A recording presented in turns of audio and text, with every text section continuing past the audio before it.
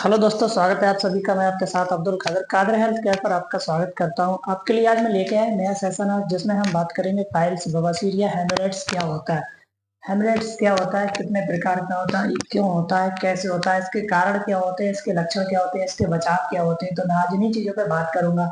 सबसे पहले आइए हम बिना देरी किए हुए जान लेते हैं कि हेमरेट्स कितने प्रकार का होता है। तो मेनली ये हेमरेट्स जो दो प्रकार का होता है। नंबर एक, ये इंटरनल यानी कि बाहरी, और आंतरिक यानी कि ये इंटरनल हेमरेट्स और एक्सटर्नल हेमरेट्स, ये दो तरीके का होता है। तो बिना देरी किए सबसे पहले हम आपको बताएंगे कि इंटरनल हेमरेट्स क्या होता है। दोस्तों, अगर आप को पूरी वीडियो देखेंगे तभी पूरी जानकारी मिल पाएगी। मैं इस वीडियो के लास्ट में वो तीन चीज सेक्रेट चीजें बताने वाला हूँ जिससे आपको हेमरेट्स कभी भी नहीं होगी, और अगर है तो पूरी तरीके से 3 दिन में पूरी तरीके से सफाया होने वाला है। इसके बचाव के साथ साथ मैं आपका ट्रीटमेंट भी बताऊंगा इसमें। दोस्तों, मैं बात करता हूँ इंटरनल हेमरेट्स की। इंटरनल हेमरेट्स जो है वो 4 प्रकार की होती है। इंटरनल हेमरेट्स 4 प्रकार की होती है, जिसमें नंबर फर्स्ट होगा, इस अवस्था में मस्से अत्यंत छोटे होते हैं। इसमें जो मस्से होते हैं वो बहुत ही छोटे होते हैं। सिर्फ मल त्याग के समय ही रक्तस्राव होता है। मस्से इतने छोटे होते हैं कि पेशेंट स्वयं अपने आप अगर देखना चाहे तो नहीं देख सकता है। इसमें सिर्फ मल त्याग के समय ब्लड निकलता है और मरीज जो है रक्त मस्से नहीं देख सकता, स्वयं मत से नहीं देख सकता है। रक्त सिर्फ मल त्याग के समय होगा, और मरीज चाहे हम स्वयं मत से देख लें तो मत से नहीं देख सकता है।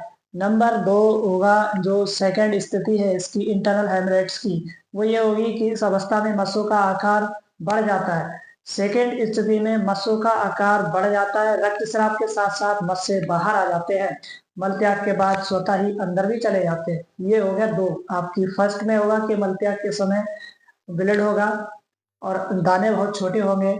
दूसरी स्थिति में होगा कि दाने बड़े होंगे, बल त्याग के समय दिक्कत भी होगी और ब्लीडिंग भी होगी, और स्वतः ही अंदर चले जाएंगे सेकंड कंडीशन में। नंबर 3, इस अवस्था में मस्से अंदर नहीं जाते हैं। इस अवस्था में मस्से अंदर नहीं जाते हैं। मरीज जब उनको अंदर अपने आप धकेलेगा तभी उंगली से धकेलने पर आप स्वतः अंदर चले जाते हैं जब आप धकेलोगे, क्योंकि ये काफी हद तक बढ़ जाते हैं। क्योंकि ये काफी हद तक काफी आकार में बड़े हो जाते हैं, तो ये अंदर इसीलिए नहीं जाते हैं।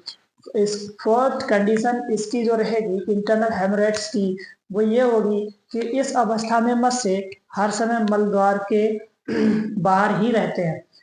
इस समय मस्से मल द्वार के हमेशा बाहर रहते हैं।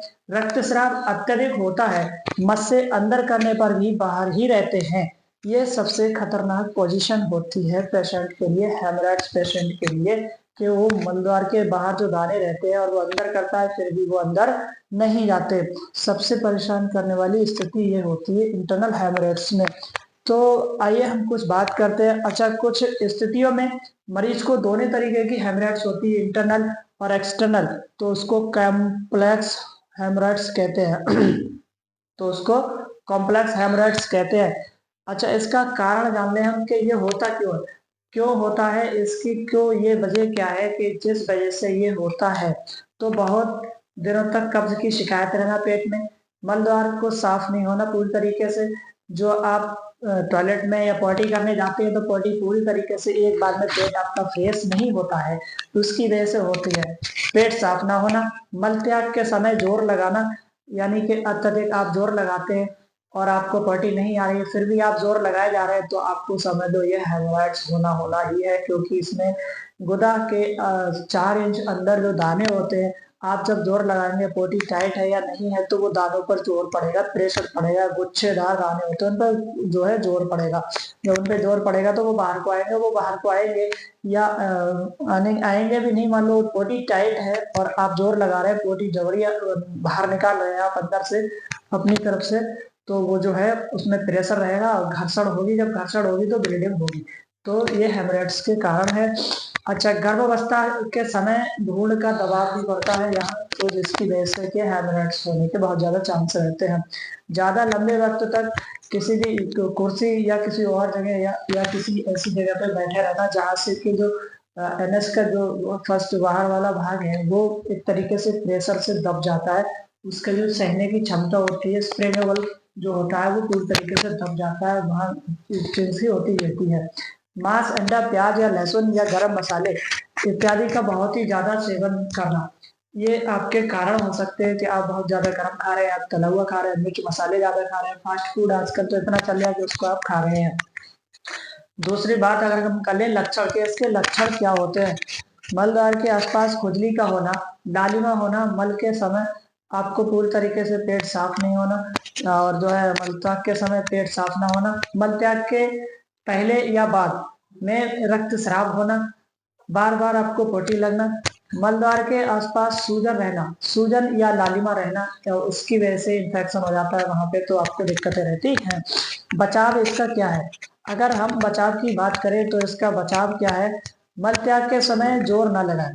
सबसे पहला यह है कि मल त्याग के समय आप जोर न लगाएं, अधिक मात्रा में पानी पिए, फाइबर युक्त भोजन करें, कच्चा पपीता, केले, पके हुए खाएं और पके हुए बेल खाएं, आंवला इत्यादि।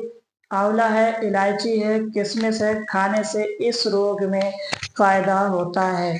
तो ये वो 3 चीजें हैं, आंवला, इलायची, किशमिश। अगर आप शाम को पानी में भिगो देंगे और सुबह को उसी को खाएंगे, पानी पी लें, तो आपका पेट समझ लो पूरी तरीके से साफ होगा।